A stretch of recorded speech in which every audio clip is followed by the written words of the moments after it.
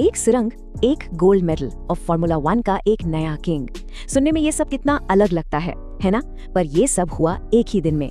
तो चलिए आज भारत की इसी रफ्तार, इसकी चुनौतियों और इसकी तरक्की की पूरी पिक्चर को समझते हैं। तो सवाल ये है कि 14,000 फीट पर बनी एक सुरंग का रेगिस्तान में जीते गए गोल्ड मेडल से या फिर फॉर्मूला 1 में 4 साल से चले आ रहे राज के खत्म होने से आखिर क्या लेना देना हो सकता है? चलिए आपको ले चलते हैं 8 दिसंबर 2025 के उस एक दिन में और देखते हैं कि कैसे ये अलग अलग धागे जुड़कर भारत की एक बड़ी तस्वीर बनाते हैं। तो शुरुआत करते हैं एकदम ऊपर से, हिमालय की बर्फीली ऊंचाइयों से। यहाँ भारत सिर्फ अपनी सरहदों को महफूज नहीं कर रहा, बल्कि एक मजबूत भविष्य की नींव भी रख रहा है। इसी दिन एक दो नहीं बल्कि पूरे 125 नए इंफ्रास्ट्रक्चर प्रोजेक्ट्स देश को सौंपे गए और ये कमाल किया है बॉर्डर रोड्स ऑर्गेनाइजेशन ने, वो भी सबसे मुश्किल हालात में काम करके। और इन 125 प्रोजेक्ट्स में से एक है, कह सकते हैं, ताज का हीरा। ये है पूर्वी लद्दाख में बनी शॉक टनल। अब देखिए, ये सिर्फ एक सुरंग नहीं है, ये एक स्ट्रेटेजिक लाइफलाइन है। मतलब LAC के पास हमारी सेना के लिए एक ऐसा रास्ता जो हर मौसम में खुला रहेगा। इससे हमारे जवान और सप्लाई पहले से कहीं ज्यादा तेजी से और सेफ तरीके से आगे के पोस्ट तक पहुंच पाएंगे। और इसी दिन एक भावुक पल भी था। देश ने 2020 के गलवान संघर्ष में जान गंवाने वाले अपने वीर जवानों को याद किया। उनके सम्मान में बने एक वॉर मेमोरियल का भी उद्घाटन हुआ। तो ये तो हुई हार्ड पावर की बात, अपनी सीमाओं को मजबूत करने की। अब चलिए देखते हैं कि कैसे भारत की कहानी यहाँ से आगे बढ़कर दुनिया के मंच पर अपनी सॉफ्ट पावर यानी अपने कल्चरल प्रभाव को बढ़ाने तक पहुँचती है। ये भारत के लिए वाकई एक बहुत बड़ा मौका था। पहली बार, जी हाँ, पहली बार भारत ने यूनेस्को की एक बहुत ही अहम कमेटी की मेजबानी की नई दिल्ली में। अब ये जो अमूर्त सांस्कृतिक विरासत है, इसका मतलब क्या है? देखिए, ये सिर्फ पुरानी इमारतों या किलों को बचाने की बात नहीं है।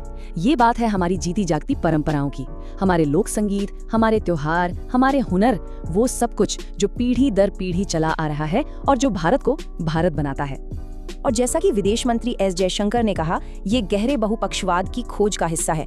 आसान भाषा में कहें तो भारत अब दुनिया के फैसलों में एक अहम आवाज बनना चाहता है, एक बड़ा प्लेयर। अच्छा, अब जरा गियर बदलते हैं और आपको ले चलते हैं स्पोर्ट्स की दुनिया में। एक ऐसा दिन जहां कुछ दिग्गजों के सिंहासन डोल गए और कुछ नए सितारे चमक उठे। सबसे पहले बात फॉर्मूला 1 की, जहां पिछले 4 साल से चले आ रहे एक छत्र राज का दी एंड हो गया।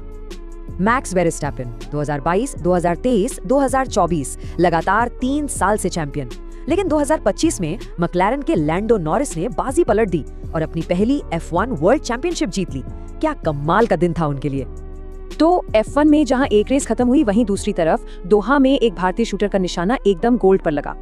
ये है सिमरनप्रीत कौर बराड़। सिर्फ 21 साल की उम्र में ISF वर्ल्ड कप फाइनल में गोल्ड मेडल।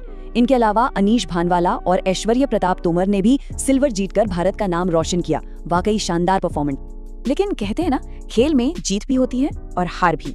तो जहां शूटिंग में जश्न था, वहीं चेन्नई के हॉकी मैदान से एक दिल तोड़ने वाली खबर भी आई। FIH जूनियर वर्ल्ड कप के सेमीफाइनल में हमारी टीम जर्मनी से 5-1 के बड़े अंतर से हार गई और इसी के साथ वर्ल्ड कप जीतने का सपना भी टूट गया।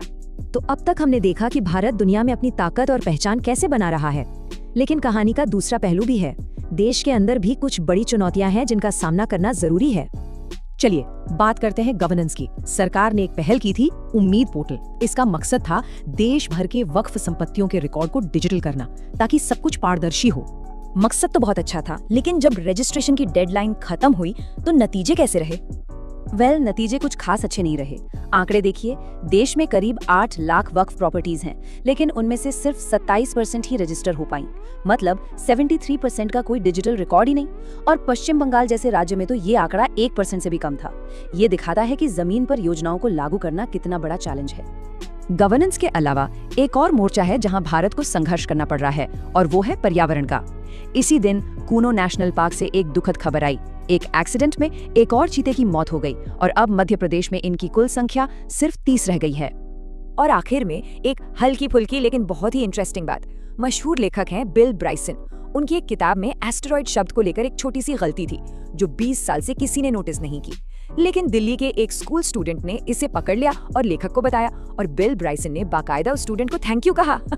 तो देखा आपने, सिर्फ एक दिन और इस एक दिन में भारत सरहदें मजबूत कर रहा था, दुनिया में अपनी संस्कृति का परचम लहरा रहा था, खेल के मैदान में जीत और हार का स्वाद चख रहा था और साथ ही देश के अंदर की चुनौतियों से भी जूझ रहा था। यही तो है भारत की कहानी, एक ही समय में कई मोर्चों पर आगे बढ़ना। ये बस एक दिन का स्नैपशॉट था। अब सोचना यह है कि कल का दिन अपने साथ कौन सी नई तस्वीर लेकर आएगा।